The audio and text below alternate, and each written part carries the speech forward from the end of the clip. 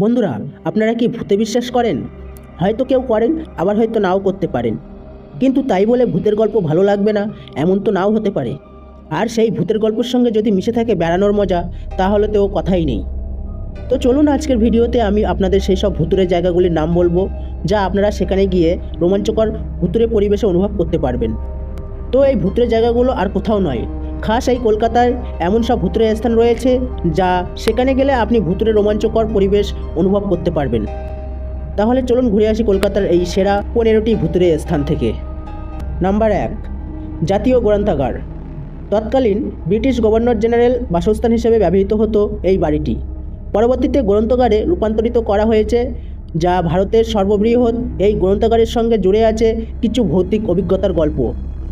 রাতে যারা এখানে পড়াশোনার কাজে কাটিয়েছেন তাদের কারো কারো দাবি, বিশাল দেওয়ালে গভর্নরের স্ত্রী লেডি মেটকাফের বিবর্ণ ছায়া দেখা যায়, শোনা যায় তার পায়ের শব্দও।